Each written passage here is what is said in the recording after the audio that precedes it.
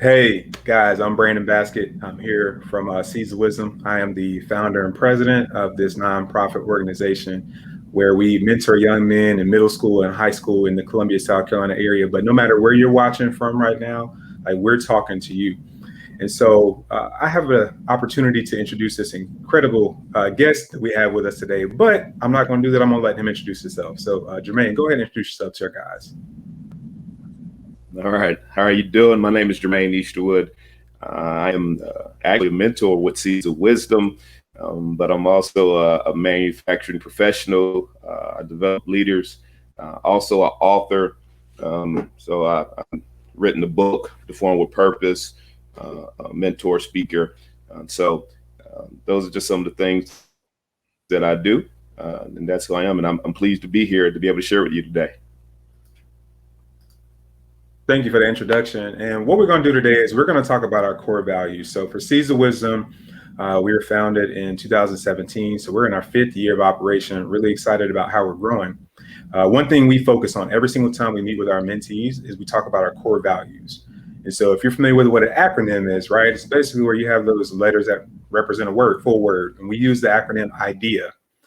And so I is for integrity, D is for discipline, E is for education, and A is for ambition. And so the speaker that we have with us today is going to kind of share some of his life experiences and his thoughts about each of these core values.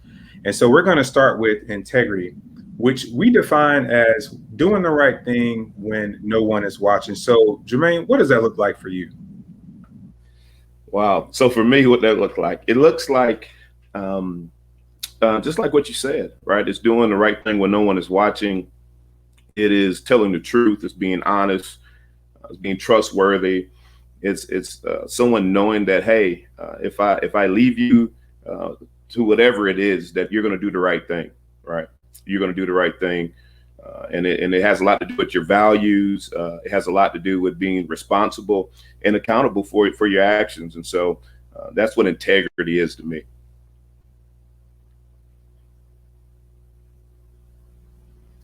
Yeah, that's good stuff, man. And when I was growing up, I didn't really know what integrity meant. Of course, I could go look in a dictionary, and at the time when computers, started coming to be more popular, you could go look it up on Yahoo or Google or something like that. But as an adult now, just me understanding really what it means to live that out. That I mean, there's some situations where you could do some things, and I'm gonna use air quotes, get away with it, right? But at the same time, just being a man of integrity, which is what we teach our mentees to be, and who we teach them to be and become, is that it's not about somebody catching you. It's about it's right. What's right. You know what's wrong. And so we want you to consistently live a life of integrity where you're doing those things because you know it's the right thing to do. Which is going to lead us into our. Yeah, go ahead. Go ahead. Because I've had I had occasions where I've gone to the grocery store, right, and had a ton of items in my basket and maybe something at the bottom. And when I get out, I'm like, wow, I don't know if they rung this up, right? I don't know if the cashier got this. And so I've looked at my receipt and gone back in and say, hey, I think you may have missed the item. I get crazy looks like, wow, man, you like that. It's like it's uncommon, but that should be a standard, right? It should be a standard that, hey, if I didn't pay for this, if I didn't do the right thing, I want to make sure I go back and do this right. Because I would want the same thing for me, right? If someone knew that something wasn't right, I would love for them to come back and say, hey, that wasn't quite right, and give back, something that didn't belong to them. Yeah, that's a great example. And about a month ago, we went to Frankie's Fun Park here in Columbia, South Carolina, with some of our mentees, and I actually witnessed this situation happen that morning, that day. Is that before we got ready to go play games and to have fun with one another, I shared an example. I always use the same example about money, and so, hey, if somebody drops some money and it's not yours, and you see them drop it, like you need to get that to them because it's theirs.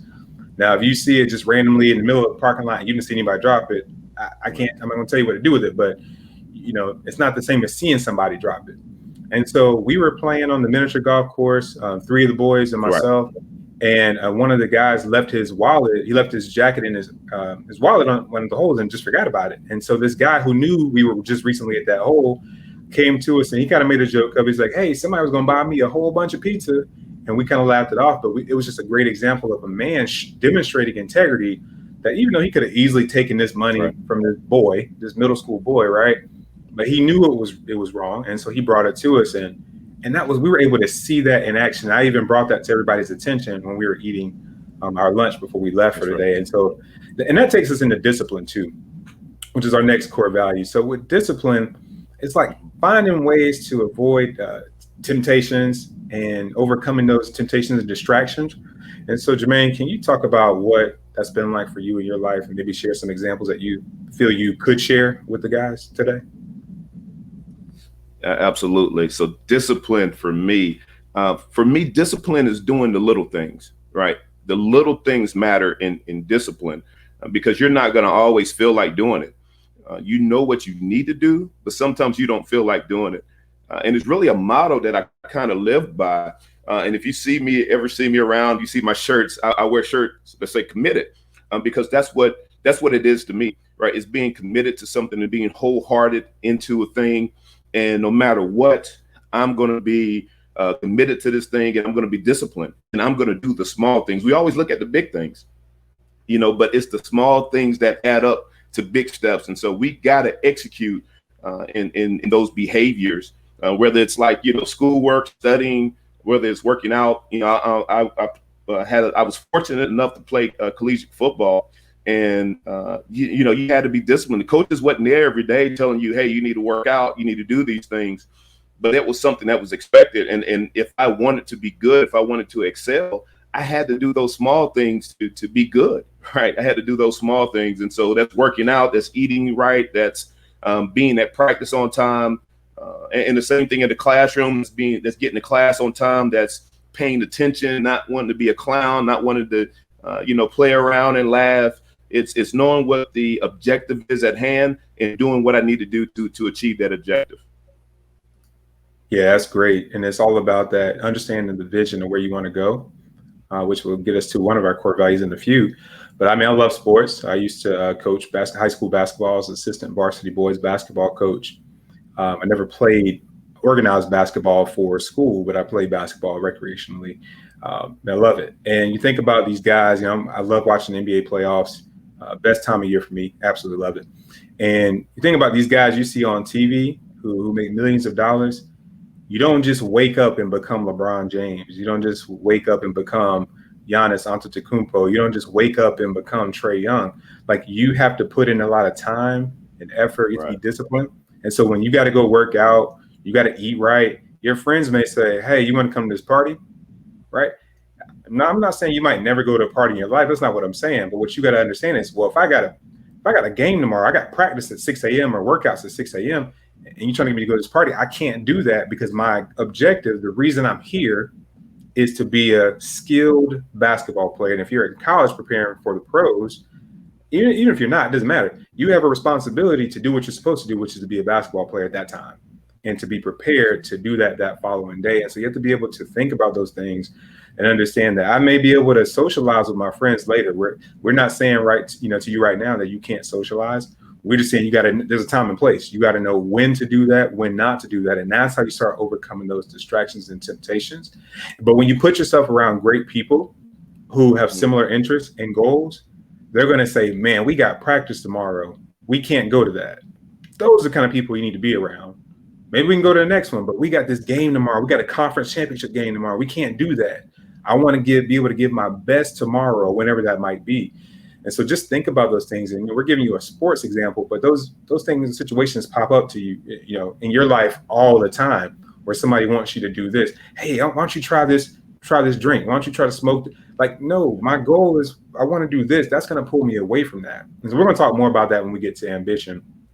But we'll talk about and around this time, around this time, right, we are admiring those that are disciplined. The Olympics, it's these Olympic athletes, and the Olympics only come around every so often, right? Every couple of years, but they just didn't get ready the day of the Olympics. They were preparing months and months and months from now to prepare for this day. So you got to think, it may have been a slice of pizza, it may have been something that was going to take them off their game. They had to say no to that to prepare for the future, right? Because this day was going to come and had to get ready for the Olympics. And so, I think this is a perfect example. This time of the year, right?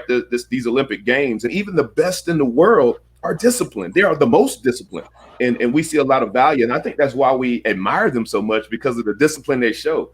Right? You see LeBron, you see Steph Curry; those guys are shooting tons of shots. They're playing, they're all every day. They talk about getting up at 3 and 4 in the morning. I heard this thing about Kobe, and Kobe said, I could get up at one time and get maybe 2 workouts in, but if I just adjusted my wake up time to 4 a.m., I can get about 3 or 4 workouts in. It's like, wow, these are the best in the world talking about, practicing. And you think when you get to that level, how much practice you need to do. So it's even more practice for the best in the world. These are Hall of Famers. These are the icons that people look up to. But they're just as disciplined as anyone else. And I believe that's what got them to that level. And that's what's going to keep them there, right? Is the discipline. Yeah, man, that's so good. Especially I saw a Facebook post or something, maybe whatever social media platform, where if you know who Usain Bolt is, he was a sprinter for Jamaica. Yeah. It's his home country. And I don't know if this is true or not. You see stuff on social media, but even if it's not, it makes a whole lot of sense to me. He said, I trained 4 years to run 9 seconds. The 100-meter dash, he had a world record, I think it was 9.69 seconds. And he said, I trained 4 years to run 9 seconds. And you got people who give up because something didn't happen in a week, or something didn't happen in a month or a year. And so it's just all about that, like you said, that discipline, that preparation. And I've never heard that before, seen that before, about that preparing for 4 years, because Olympics are every 4 years. And, they have some events in between that. But as far as the big games, that just blew my mind. Yep. So, but yeah, we're going to talk about education.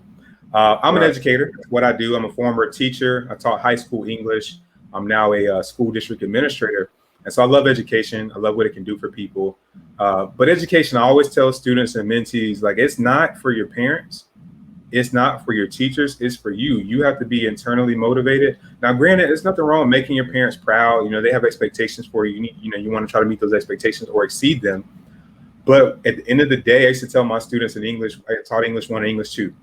When you turn in assignments, I don't give you a grade. I assess it based on the rubric.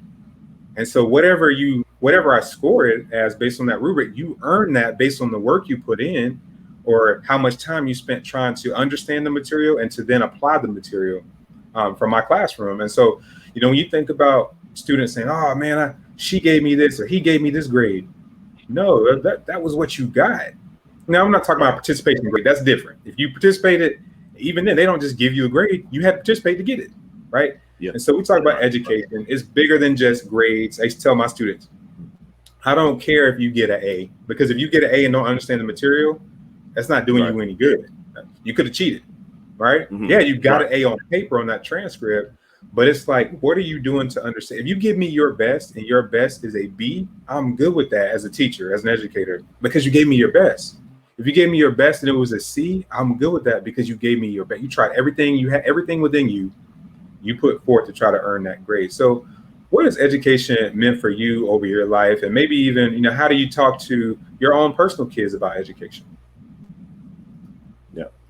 Man, education is extremely important to me. So I tell a story. When I was in college, I was a computer science major. I, wanted to deal with computers. I love computers. I love technology. And so when I went to school, I said, look, this is what I'm going to do. I'm going to do this. I'm going to take the road down the technology path. And so I studied. I always felt like education was important, super important to me. Always got good grades, was able to graduate summa cum laude.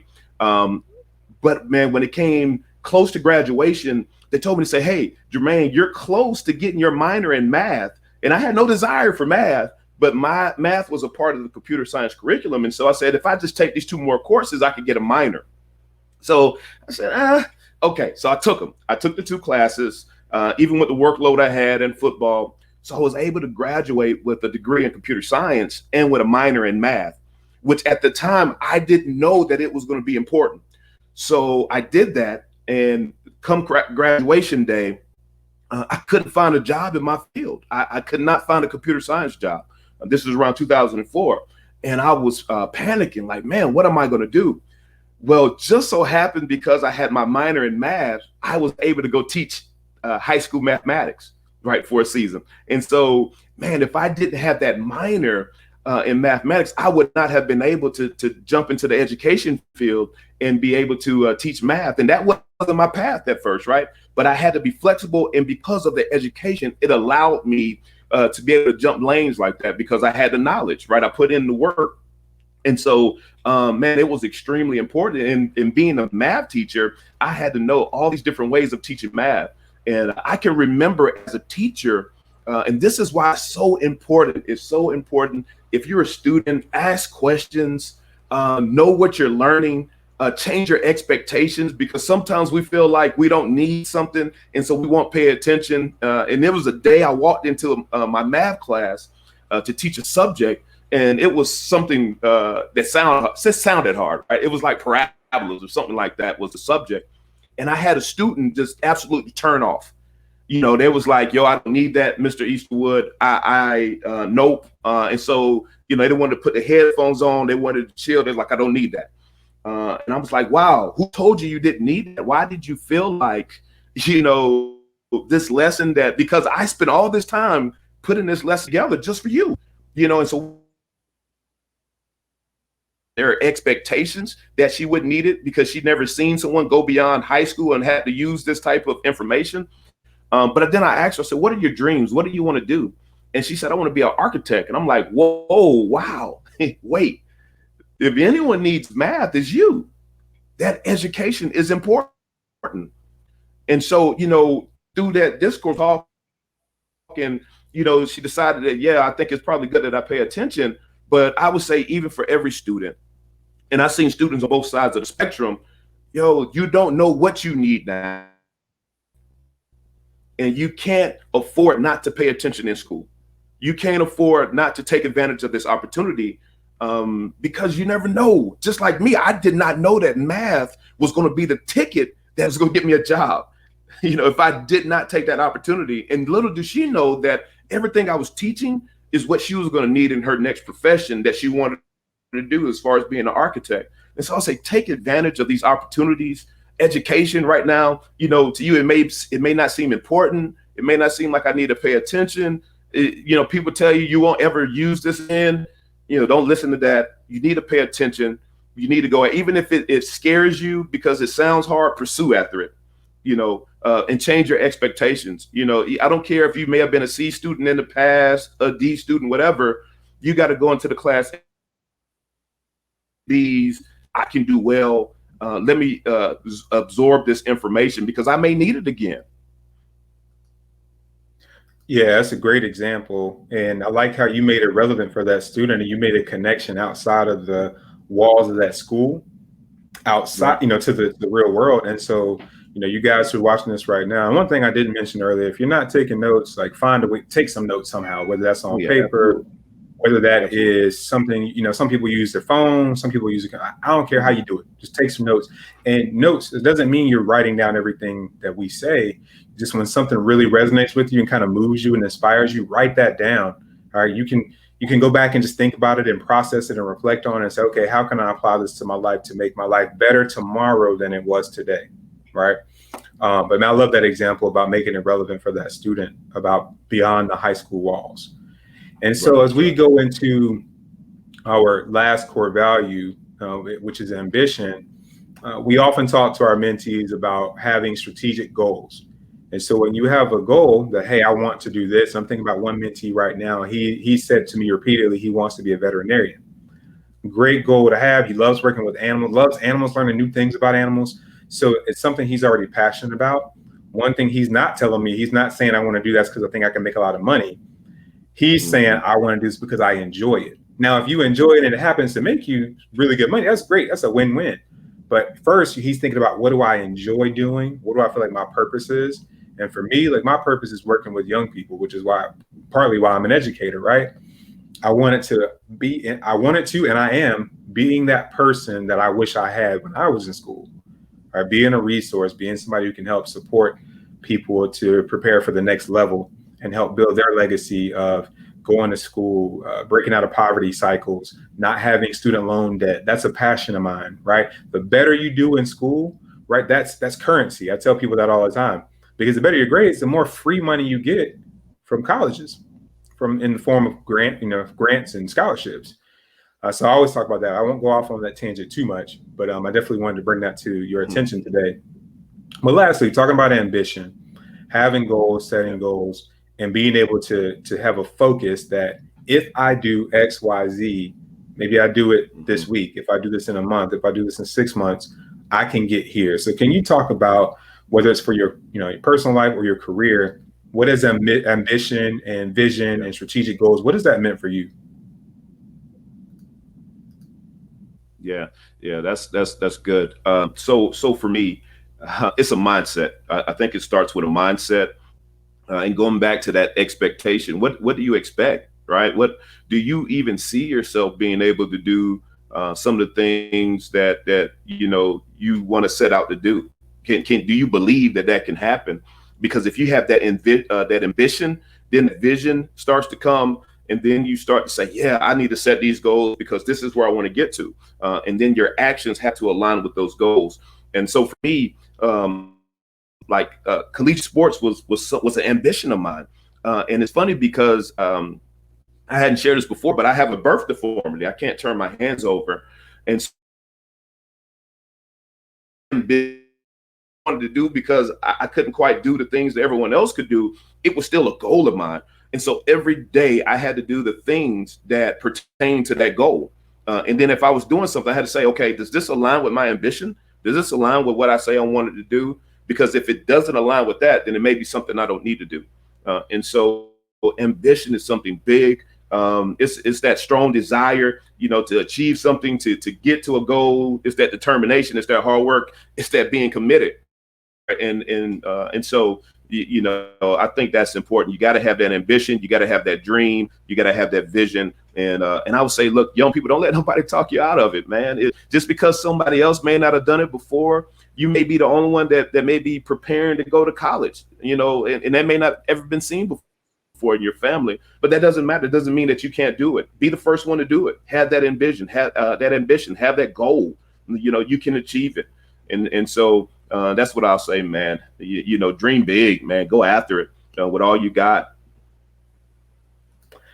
Yeah, you shared some great things today, and we've had a great conversation. And as we get ready to wrap up, our conference theme this year and I didn't mention, y'all forgive me, I'm sorry. This is our third conference. This is our 5th year in operation, but this is our 3rd annual conference that we do each summer.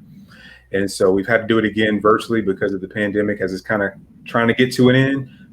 We wanted to continue to be as safe as possible, but really looking forward to having this in person again, summer of 22.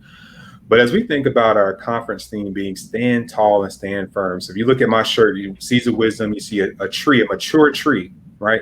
As we plant these seeds, when you're in middle school and high school, you will become this mature tree that is not easily moved, right? It doesn't easily fall. It takes a lot of force and pressure. You think about hurricanes and tornadoes. It takes really that much pressure for a deeply rooted tree to be damaged or to fall. And even if it's damaged, sometimes it won't fall because it's deeply rooted. And so, Jermaine, when you talk about what stand tall and stand firm means for you as we get ready to wrap up. Yeah, absolutely. And it's funny, I was looking at the core values, right? And because even when you talk about a tree, it's a process. It has to be planted, it has to be watered, it has to go through the process of growing. And so when I look at this process, even with the core values idea, if you work it from the backwards forward, it's a process, right? If you look at it, so standing tall, standing firm, you got to work the process, even when it looks like it's not working, even when other people may not be following down that same path, you still got to stand firm, stand tall, and work the process. So I would even give you this, and we say, hey, it's probably good to take notes. So I would say, write this down, right? It starts with ambition. It starts with having that vision, that dream, that goal, that desire. And then when you set that goal strategically, say, hey, I want to get here. Then it comes education, right? You need to get educated in whatever it is that you say, yeah, this is my ambition. This is where I'm going to go. You need to find out what are the things I need to do to get there, what type of education I need, what type of experience, what type of skills. do I need to do to achieve that ambition? And then it takes discipline, right? It takes the small things. You set the goals, you had that vision, you set the goals, you got the education. Now it takes discipline. You got to work the process. You got to, put those things into play, the little actions you need every day. If I want to go do this, maybe it's going to class, being on time, studying, whatever the case is. It's discipline. And then the last thing is integrity, is doing the right things. Because no matter what, you can get to a certain level, but you won't be able to sustain or stay at that level without integrity. And so there, then it goes to education, your discipline, and then your integrity can help you stay at the level that you reach by applying all those principles. Yeah, I appreciate you sharing that. I appreciate you, joining us today too. And all this has been made possible by, sponsors, people who believe in our work in the community and who donate their time, donate their resources to help support our work. And so I want to just bring special attention to our sponsors of this year. We have Modern Woodman Fraternal Financial. We have Kingdom Solutions. We have Meg's Makings, and then we also have Ag First Farm Credit Bank of Columbia, South Carolina. And I just thank all of these sponsors for making this possible, for allowing us to get this information to you, to bring these speakers in. And guys, we really care about you, even if we never met you before. We love you because we know that you have some untapped potential in your life, and that you have a purpose for life, that there is something that you are on this earth to do, to make this world better, to leave it better than when you found it. And I heard, the last thing I'm going to share is I heard Will Smith say something the other day. He says, he was talking to a friend. He says, today was a good day. He says, and if you, I'm about to edit it a little bit for profanity, but he's like, if you mess around and put a bunch of those good days together, you'll mess around and you'll have a good life. And I was like, man, that's good stuff right there. But stringing together those good days, day by day, building it day by day, before you know it, you'll think and you'll reflect and say, man, I've had a great life because I just worked at it a day at a time, a month at a time, a year at a time. And so I just want to encourage you to think about where you are today, and then ask yourself, how can I get better every day? I have something in my office that says, I don't get bitter, I get better. And so every day I'm thinking about it. And I'm not saying I'm superhuman. I never have those emotions that are, from frustration or disappointment or anger.